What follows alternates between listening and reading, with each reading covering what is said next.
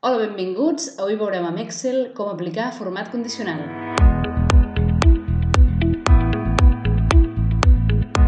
Doncs avui us porto un conjunt de dades on tenim moltes variables, tenim aquesta gran quantitat de variables amb nombroses observacions. Tenim un dataset força gran que ens comença a suposar dificultats de treballar-hi, sobretot quan no estem acostumats a fer-ho. Llavors, unes coses especialment útils quan tenim aquest tipus de dataset, on tenim diferents, per exemple, variables de tractaments i moltes variables que hem mesurat i moltíssimes observacions, ens pot anar molt bé el format condicional, que implica formatejar les cel·les de forma que visualment puguem interpretar els valors que hi contenen. Llavors, és molt útil per diferents motius. En primer lloc, ens permet detectar outliers, tendències i patrons, que ens permetrà identificar valors duplicats, detectar categories específiques que a nosaltres ens interessa identificar. I, finalment, també serveix pel control de dates, per exemple, entre altres usos. Llavors, jo us presentaré uns quants exemples d'aquests diferents usos i us faré recomanacions respecte al que jo utilitzo amb Excel normalment. Primer de tot, anem a fer una mica més maco aquest dataset. Jo acostumo amb la primera cel·la marcar-la d'alguna manera diferent per distingir-la millor. Amb Ctrl-Shift, fletxa dreta, selecciono totes les cel·les contigües que tenen alguna cosa. Normalment, jo marco que estiguin separats els límits de la cel·la, m'agrada posar-los al mig, m'agrada amb negreta, m'agrada un griset una mica així. També m'agrada molt que quan anem avall puguem seguir veient aquesta línia superior en què veiem el nom de les variables. Això ho trobem aquí a View, congelar els panells, i ens col·loquem en el punt on vulguem congelar els panells tant per l'esquerra com per la part superior i li demanem aquesta opció, de manera que quan nosaltres anem a la dreta es manté la primera fila i quan nosaltres anem avall es manté la columna. Sempre aneu molt de compte quan estiguem fent servir això, perquè pot ser que estigueu a la meitat del vostre dataset i no estigueu veient que realment falten unes quantes files. Anem a aplicar el format condicional. Un dels seus usos majoritaris és la detecció d'outliers, patrons i tendències. Anem a veure-ho amb alguna d'aquestes variables. El format condicional ens apareix aquí a la pestanya Home, entre les opcions, i aquí ja ens dona moltíssimes opcions. Avui veurem algunes de les més utilitzades o que jo penso que són més útils. En primer lloc, hem de seleccionar la columna per la qual volem l'efecte. Per exemple, anem a treballar amb aquesta variable H, que és hidratació foliar, la selecciono i apliquem format condicional. Jo sol que en els meus datasets inicialment demanar-li que em faci una escala de color, que és una de les opcions de format condicional, per exemple aquesta segona, que em marca en vermell els valors més alts i en verd els més baixos. Llavors fixeu-vos que ja directament nosaltres tenim els valors més baixos amb un color més verd, els més alts amb un color més vermellós i ràpidament podem trobar, per exemple, els valors màxims estaran al voltant de 13-14, els valors mínims sembla que era aquells 5 que teníem per aquí, aquests 5 són els valors mínims. Ràpidament podem veure el rang de les nostres dades i més o menys quants valors alts, quants valors baixos hi ha. I en aquest cas veiem que hi ha molts colors grocs, per tant, habitualment estan quasi tots els valors per una zona central. Tendències, també les podem veure, per exemple, aquí hi ha un subgrup on hi ha coses especials, no hi ha tant valors baixos com valors molt alts. Si nosaltres tenim els tractaments marcats d'alguna manera, per exemple, separats amb algun tipus de línies que ens permeti veure, això per exemple, tots eren un tractament H, aquí podem veure si hi ha alguna tendència. En aquesta variable sembla que aquí s'agrupen valors alts i baixos, però tampoc veiem cap tendència en concret. Trauré aquest format perquè no ens molesti. Llavors, això ho podem fer per totes les nostres variables. Si seleccionem, per exemple, totes aquestes variables i li apliquem format condicional, ens aplicarà el mínim i el màxim respecte a tot aquest conjunt de valors. Per tant, això ens servirà quan les nostres variables sempre tinguin la mateixa magnitud, però quan no, és més adequat que ho fem una a una. Per exemple, anem ficant i anem demanant-li que, si us plau, ens faci per cadascuna de les columnes ens busqui mínim i màxim. Fixeu-vos que tenim també altres opcions de colors. Aquí hi ha color scales, com serien que ens pinti com aquesta coloració divergent, que tenim els blaus molt alts, vermells molt baixos. O també ens ho fa amb una escala, una gradació color només cap als alts. Depèn de les vostres dades quin us interessi més. Exploreu una mica, però jo us recomano que si teniu un dataset gran, ja de primeres li demaneu un format condicional amb una escala de color, perquè ràpidament veureu el vostre rang. I us us permetrà, per exemple, detectar outliers o valors que estan molt fora del rang que vosaltres esperaríeu. Aquí ja entra el criteri científic de quins valors espereu, però ho podrem identificar ràpidament. També ens permet veure molt ràpid si hi ha valors buits, com aquests que tinc aquí nomenclats com NA. Ràpidament, com que aquests no es pinten perquè no són valor, els podem trobar. Perfecte. Passem a una altra funcionalitat que té el format condicional. Anem a veure la identificació de valors duplicats. En les opcions del format condicional tenim, per una banda, demanar-li el tema de les escales de color que hem vist, que és el que faig servir més, sincerament. Després, a part d'això, també tenim un conjunt d'altres opcions, que és que ens marqui només cel·les concretes amb certes condicions. Per exemple, que siguin més grans que, més petites que es trobin entre dos valors, que siguin igual que, etc. I una cosa bastant útil és, per exemple, buscar valors duplicats. Nosaltres li seleccionem, igual que abans, una variable qualsevol i li demanem que ens busqui valors duplicats. Si li demano, per exemple, per aquesta variable, li dic, sisplau, valors duplicats. I em diu opcions de marcar-los. Amb text vermell, per exemple, d'acord. Llavors, què passa? Que en aquesta variable no tenim valors duplicats. Fantàstic, ja ho hem comprovat. Sabem que no hi ha duplicats en el nostre dataset.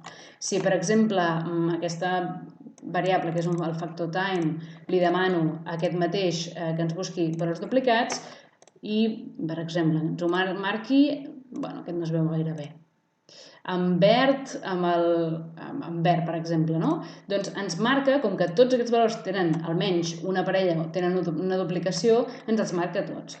Les utilitats d'això és trobar, quan vosaltres tingueu el vostre dataset, si hi ha hagut algun valor repetit per algun motiu.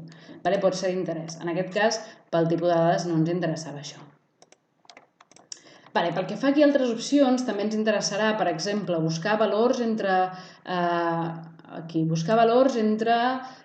entre 10 i 20 de qualsevol variable d'interès que vosaltres tingueu. O, per exemple, més grans que 50, per algun motiu que busqueu percentatges o alguna cosa similar. Hi ha moltes utilitats i es poden veure aquí. Llavors, en cada cas, per exemple, selecciono una d'aquestes, en cada cas, si li demanem aquí més gran que, li podem posar aquí el valor que nosaltres vulguem i un tipus de formatejat. O demanar-li que ho personalitzem.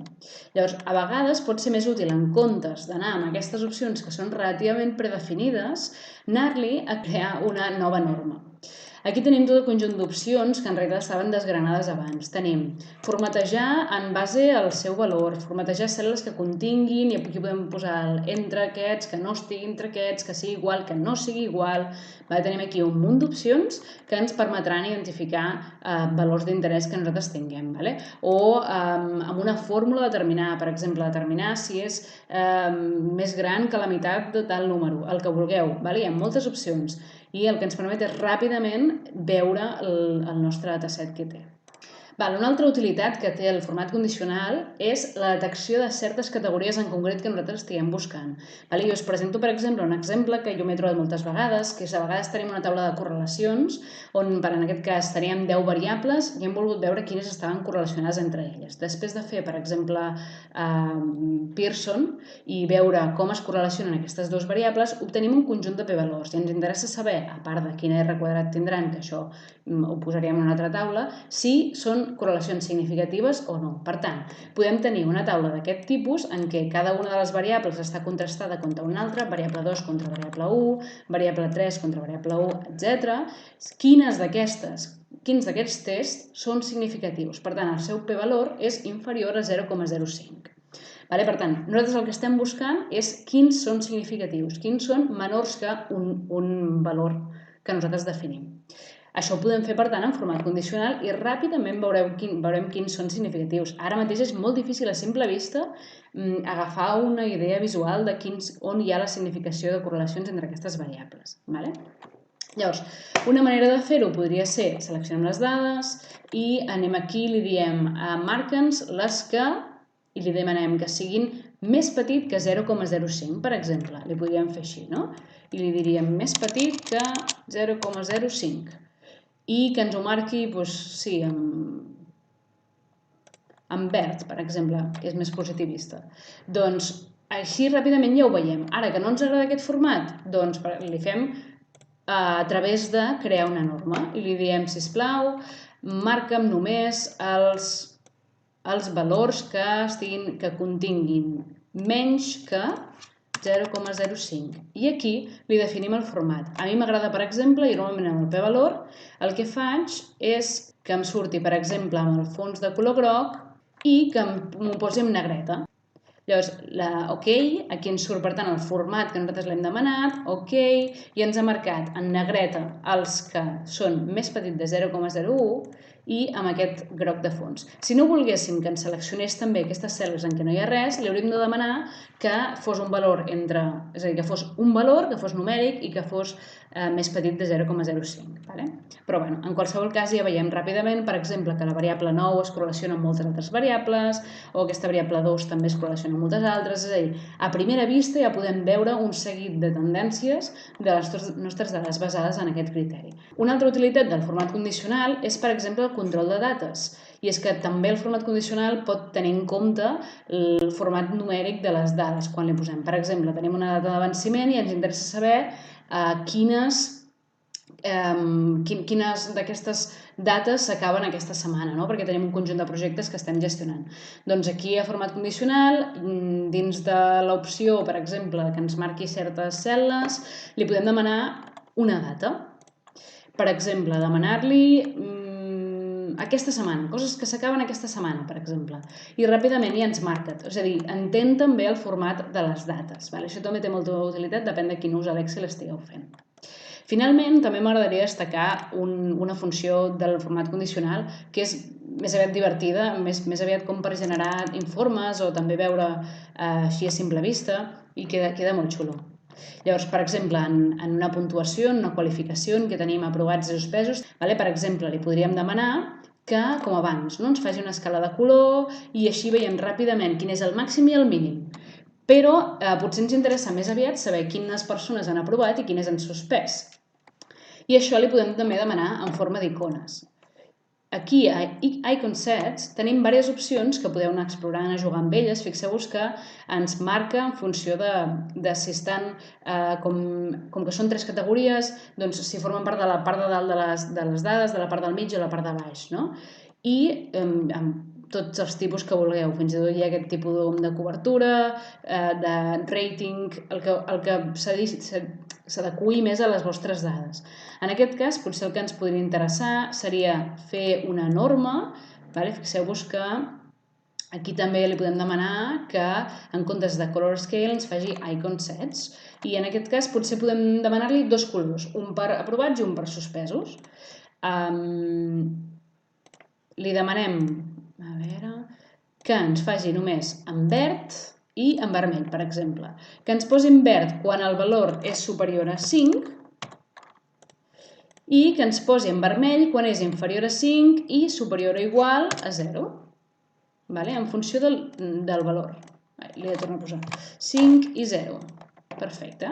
I així ràpidament ja tenim posat aquí, ens surt en vermell els que són inferiors a 5 i en verd els que són superiors a 5.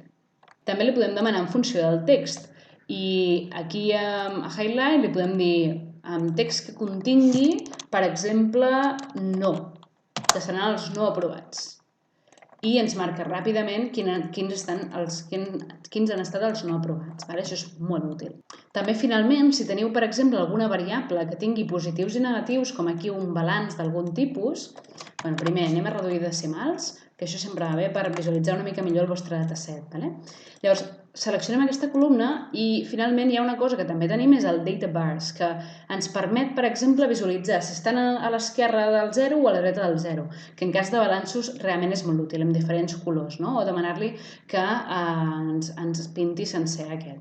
Llavors, per exemple, així ràpidament podem veure com hi ha hagut aquests casos en què el balanç ha sigut negatiu i la seva magnitud perquè ens pinta la cel·la en concret. Si l'ampliem també ho podem veure millor, per exemple, no? Que fa aquestes distincions, 8, 12, es veu molt la diferència, que és el màxim, i per tant és d'interès també en aquest aspecte. Per eliminar això, no és un color que ens aparegui, sinó que hem de seleccionar la cel·la que ja no us interessa tenir el format i demanar-li que elimini, que netegi aquestes normes que heu creat d'aquest format condicional. Per exemple, de les cèl·lules seleccionades o, en tot cas, també li podríem dir aquí, per exemple, que havíem deixat aquestes pintades, dir-li eliminem tot el format que haguem pintat, i s'elimina ràpidament. Finalment, ensenyar-vos una mica com jo treballaria amb aquest dataset, amb tot pintat, les variables que més m'interessen, amb alguns criteris potser per certes variables. Hi ha molts programes que també ens poden ajudar a fer això i que potser ens ajuden de manera més ràpida, però si esteu treballant amb Excel i és la vostra primera eina per fer aquest tipus d'anàlisis, el format condicional us ajudarà. Fixeu-vos que realment, simplement canviant el format, podem ja començar a intuir certes coses de les dades que ens apuntaran cap on poden anar els nostres resultats o cap a quines eines estadístiques necessitarem a continuació. Espero que us hagi servit aquest vídeo de format condicional i qualsevol cosa m'ho deixeu als comentaris i moltes gràcies. Molts ànims!